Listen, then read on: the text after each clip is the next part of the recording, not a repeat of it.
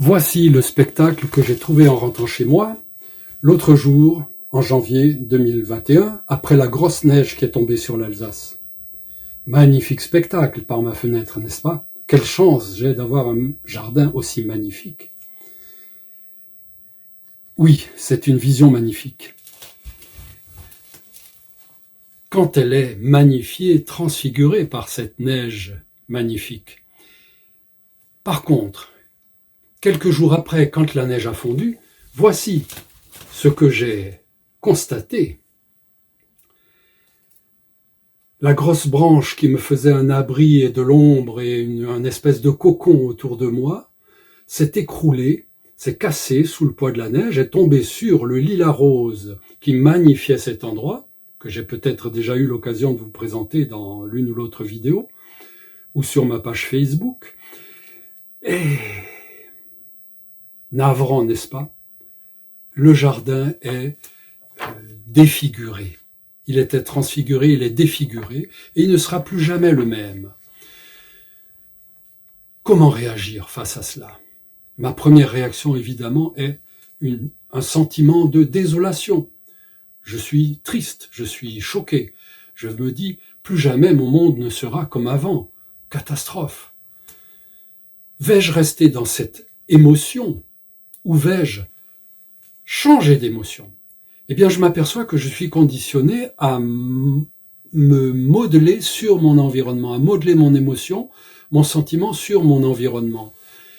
Pour traverser cette épreuve, il faut que je puisse me déconditionner. Comment me déconditionner? Eh bien, d'abord, voici la situation actuelle. Que remarquez-vous? Peut-être voyez-vous les branches et le lilas complètement détruit, en train d'être d'ailleurs coupé en morceaux. Mais peut-être voyez-vous au premier plan une tache bleue, une magnifique poterie de Betschdorf. Eh bien, je l'ai placée là intentionnellement pour qu'en regardant par la fenêtre, mon œil soit attiré par cette poterie.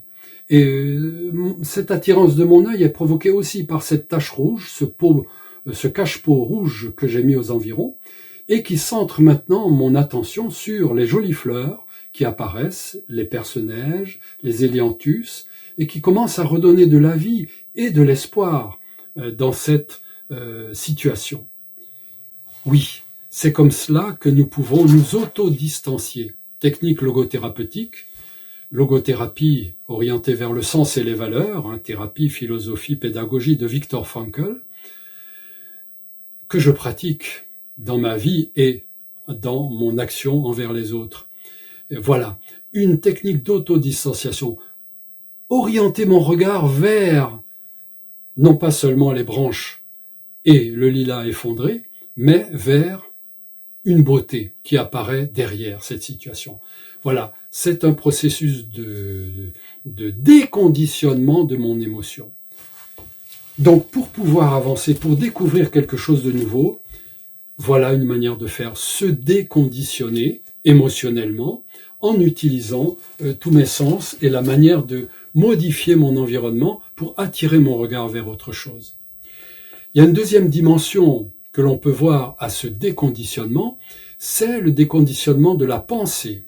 Voici un livre, L'Alchimiste de Paulo Coelho, que j'aime beaucoup, que je lis de temps en temps quand j'ai besoin de me changer les idées, d'attirer ma pensée vers autre chose, vers un devenir différent. Voici par exemple un exemple de ce qui est possible. Ce livre montre l'itinéraire d'un jeune homme qui passe par toutes sortes de stades d'évolution dans son environnement, qui s'en va ailleurs pour chercher sa destinée et il la retrouve en rentrant chez lui. C'est tout à fait intéressant. Voilà le genre de livre qui nous permet de déconditionner notre pensée. Et c'est d'ailleurs un phénomène philosophique. Ce que nous amène la philosophie, qui est d'amener le doute. Est-ce que ce que je suis en train de voir comme réalité est la seule réalité ou y a-t-il autre chose à voir? Dans mon jardin, l'exemple que je vous ai montré tout à l'heure, eh bien, il y a autre chose que simplement le jardin effondré. Il y a une beauté qui apparaît derrière et qui me permet de dire comment je vais transformer ensuite mon environnement, comment je vais ensuite trouver des nouvelles idées pour aménager cet endroit de façon à ce qu'il retrouve de la beauté et qu'il me redonne les bienfaits que j'éprouvais avant. Voilà, donc conditionnement de mon corps, je me mets en action et je me mets à bûcheronner mes branches, à éliminer ce qui est négatif dans cet environnement pour que je puisse, dans quelque temps, vous présenter de nouveau cet endroit réhabilité, rétabli dans sa beauté, où je retrouve la beauté du monde à l'intérieur de cet endroit pour me faire du bien et donner du bonheur à ceux qui viendront me voir. Voilà, se déconditionner l'esprit, se déconditionner l'émotion, se déconditionner le corps et le mettre en action. Retrouver le pouvoir de défi de l'esprit pour transformer ma réalité. C'est tout ce que je vous souhaite aussi dans vos épreuves qui ne manqueront pas dans la vie, surtout par les temps qui courent.